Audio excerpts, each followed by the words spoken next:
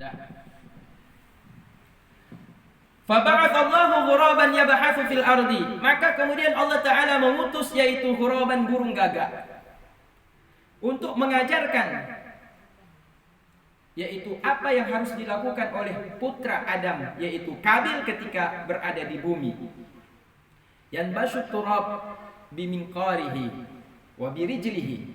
Gagak itu turun ke bumi, diutus oleh Allah Ta'ala menggali tanah dengan paruhnya, mulutnya, dan juga dengan kedua kakinya. Wa yathiru ala ghurabin mayyitin ma'hu, dan kemudian dia menimbun dengan tanah yang dia gali dari tanah tersebut dengan paruh dan kakinya itu. Dia timbunlah ghurabin mayyitin, bangkai yaitu gagak yang lain yang sudah mati yang ada di sampingnya, hatta warahu, sehingga dia tertutup. Tertutup. Ini artinya apa? Ketika Kabil kemudian melampiaskan kedengkiannya kepada Habil akibat diterima yaitu korban Habil dan tidak diterima korban daripada Kabil itu sendiri, dia dengki dan dia berencana untuk membunuhnya. Maka dia lakukan rencana itu, membunuh saudaranya itu. Tetapi setelah dia membunuh Habil, dia tidak tahu bagaimana caranya untuk melakukan mayat saudaranya yang dibunuh tersebut. Nah, karena kenapa? Habil adalah mayat pertama yang ada di bumi. Manusia pertama yang meninggal di bumi siapa? Habil. Celakanya meninggalnya bukan meninggal wajar, tetapi meninggal karena pembunuhan. Yang membunuh adalah saudara kandung sendiri, ialah Kabil. Maka Habil adalah awal-awal mayat yang ada meninggal di atas bumi ini sejak dari anak Adam yang pertama sekali. Fahamilahu ala zahrihi. Maka setiap pembunuhan yang terjadi sepanjang hidup manusia hidup di atas bumi ini, setiap pembunuhan yang kejam dan keji, bukan karena alasan yang dibolehkan oleh agama. Semua pembunuhan itu dosa-dosanya dipikulkan di atas pundak Kabil, manusia pembunuh pertama. Jadi ada orang membunuh, dosanya dipikul lagi oleh Kabil.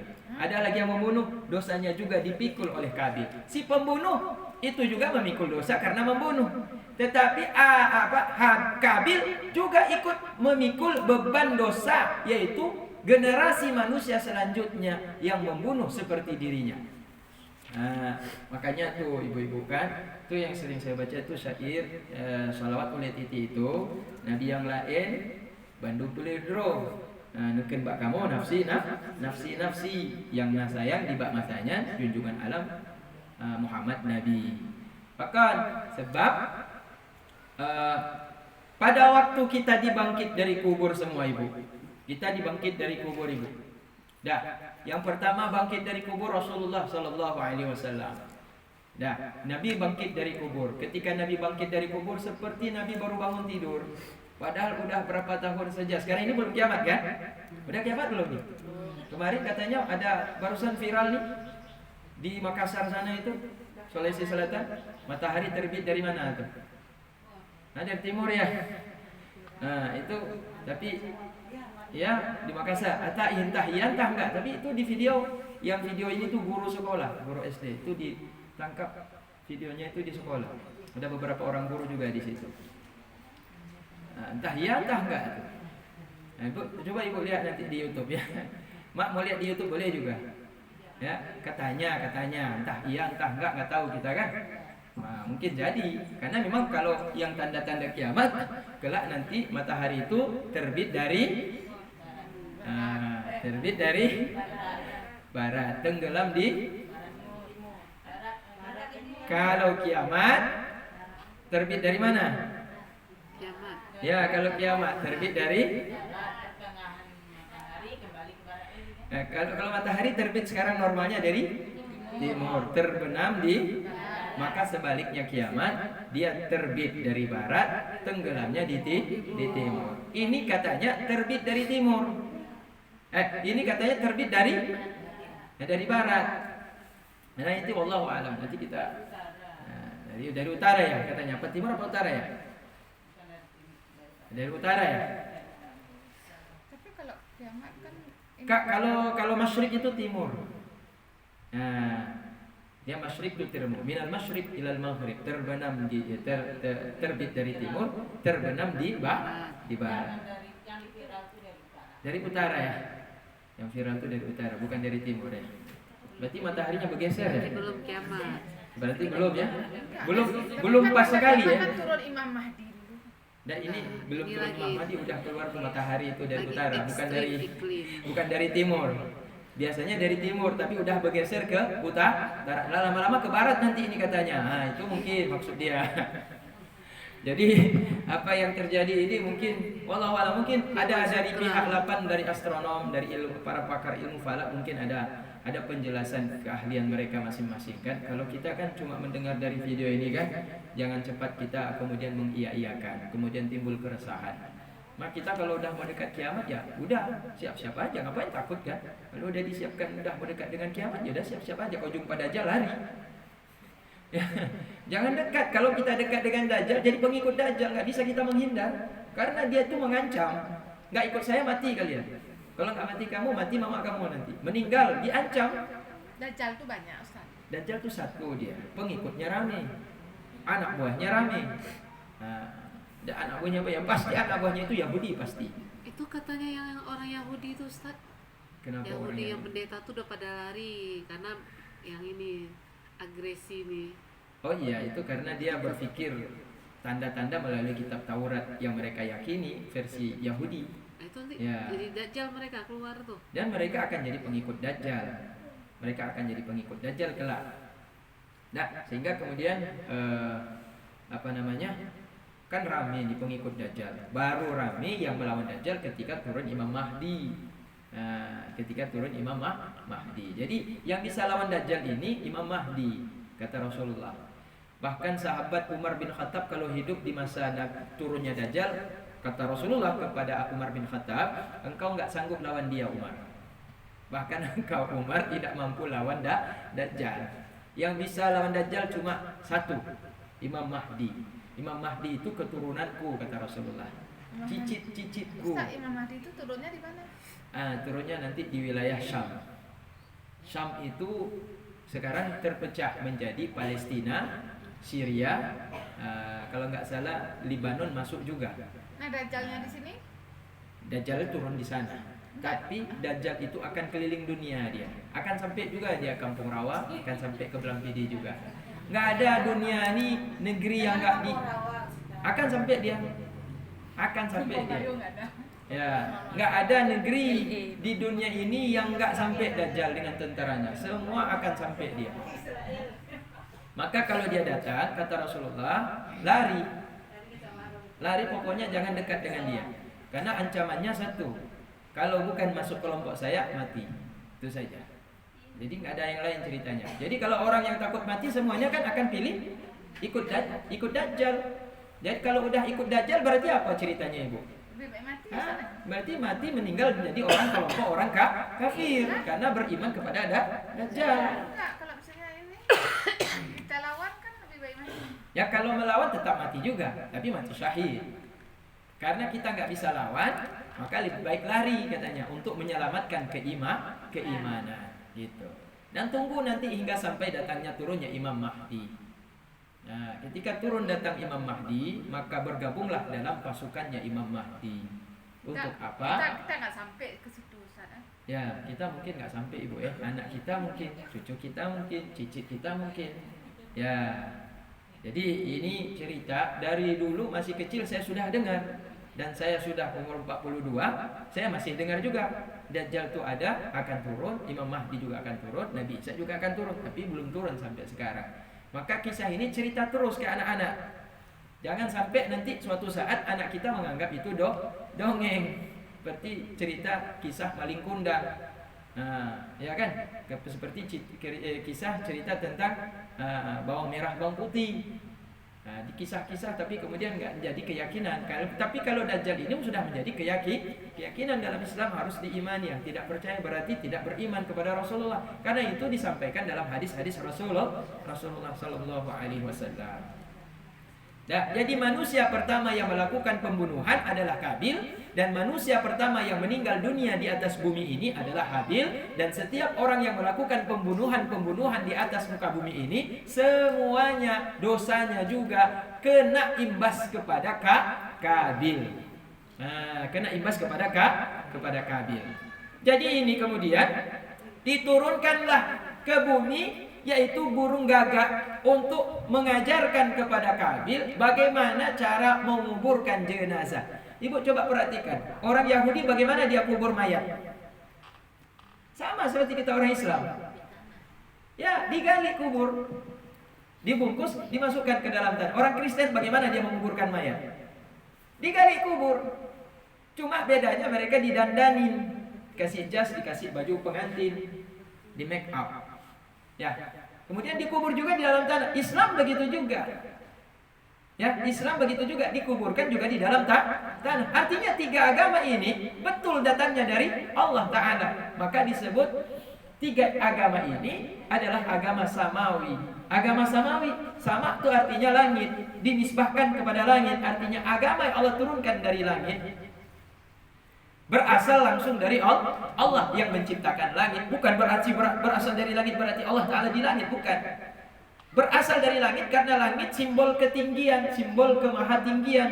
Dan Allah lebih maha tinggi daripada langit yang dia ciptakan. Berarti Allah tidaklah bertempat di langit. Cuma disebut juga dengan, yaitu agama tiga, Kristen, Yahudi, dan Islam ini disebut juga dengan agama samawi. Karena dia bersumber dari langit. Maksudnya dari sang pencipta langit ialah Allah Subhanahu wa Ta'ala. Karena dia bersumber dari sama, dari asal usulnya sebenarnya dari Allah Ta'ala, maka caranya mirip semuanya. Cuma berbeda. Ada terjadi ada terjadi penyelewengan pada agama, yaitu kaum Yahudi dan Kristiani. Tapi ada yaitu pelurusan dan kesempurnaan itu ada di dalam agama Islam. Maka agama Islam itu datang pertengahan.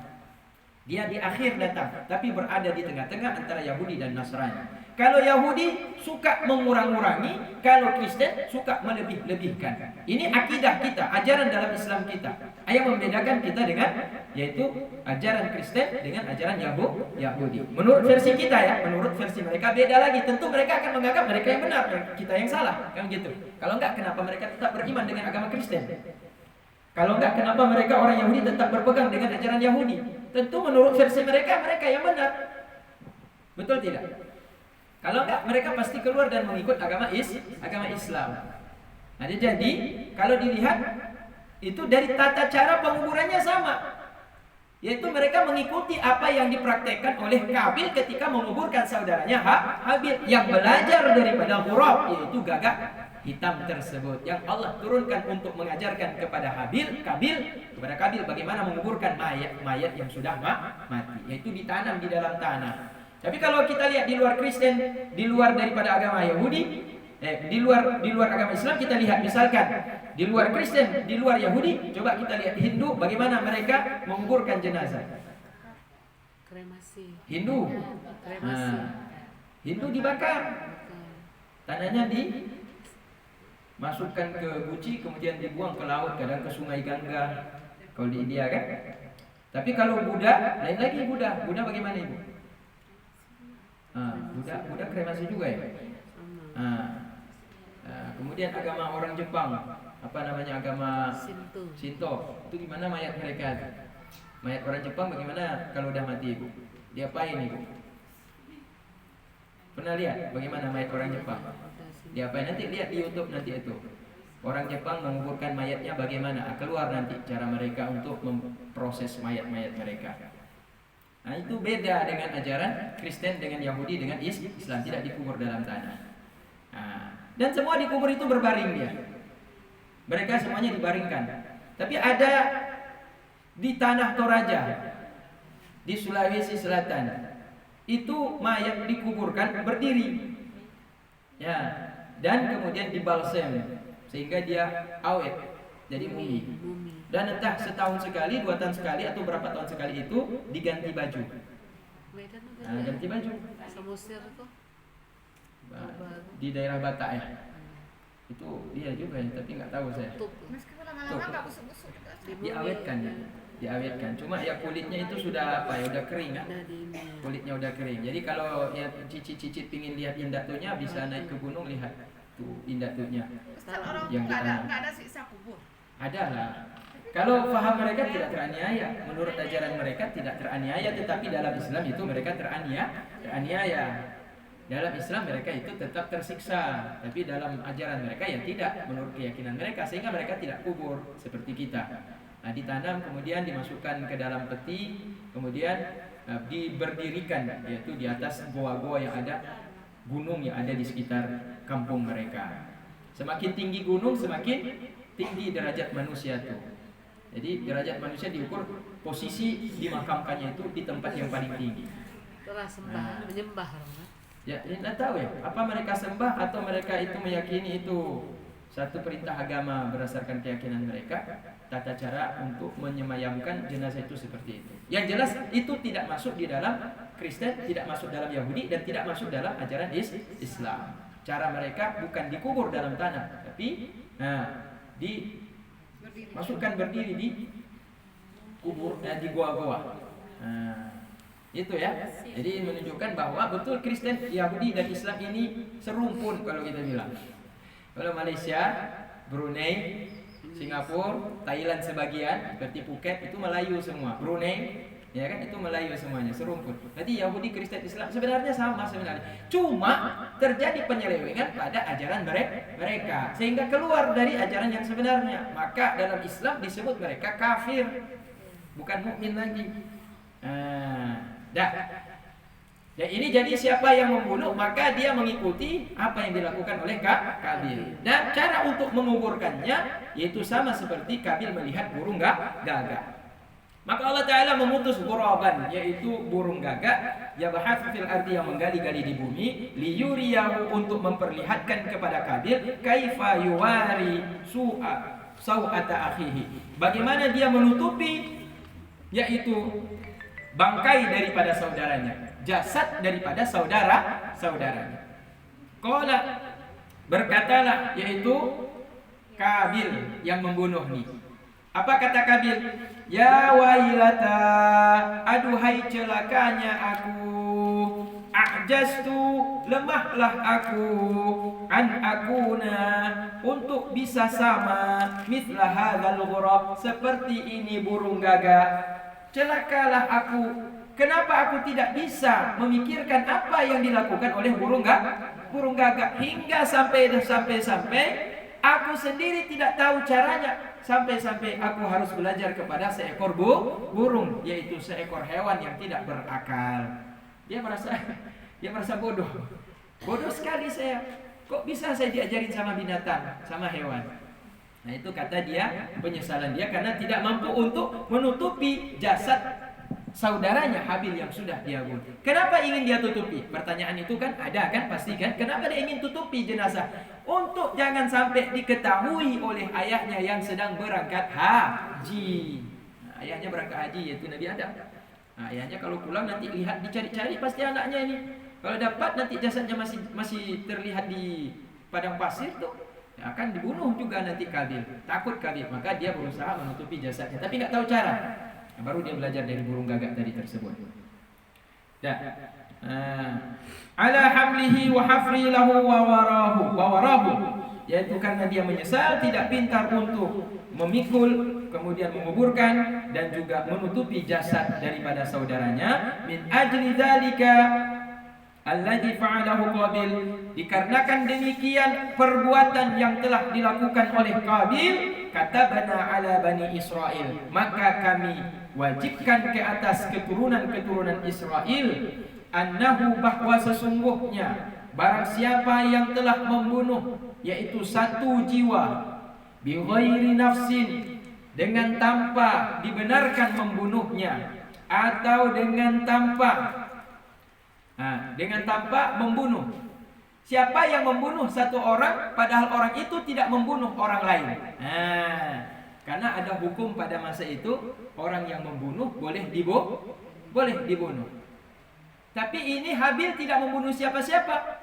Kabil membunuhnya, berarti membunuh tanpa membunuh orang yang orang itu tidak membunuh. Pada syariat dulu itu seperti itu. Jadi nyawa dibayarnya nyawa. Tapi Habil apa salahnya? Nah, untuk apa dia cabut nyawanya? Si Kabil ini mencabut nyawa Habil, padahal dia tidak membunuh. Au fasadin fil ardi, atau berbuat kehancuran, kerusakan di atas bumi ini. Min kufrin, daripada perbuatan kekufuran. Au zina, atau perbuatan zina. Au qat'i tariqin, atau perbuatan merampok, merompak di jalan. Au nahwihi, atau yang seumpamanya. Perbuatan-perbuatan fasad, jahat di bumi ini tidak dilakukan. Siapa yang membunuh orang tanpa ada alasan, berbuat kejahatan seperti yang disebutkan dalam ayat tadi, faka'annama qatalan nasa jami'a, maka sama dia seperti membunuh manusia semuanya.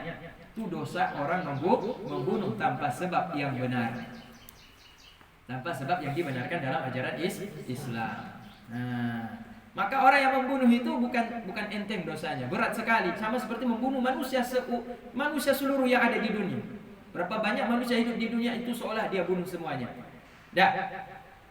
Hukum yang sebaliknya berlaku juga, waman ahyaha, dan barang siapa yang mengupayakan menghidupkan, menyelamatkan, menjaga keselamatan nyawa seseorang dengan mencegah dan berupaya untuk menyelamatkan nyawa seseorang dari kematian, faka'annama ahyan nasa jami'an, maka seolah dia itu menghidupkan nyawa manusia semuanya yang ada di bumi ini.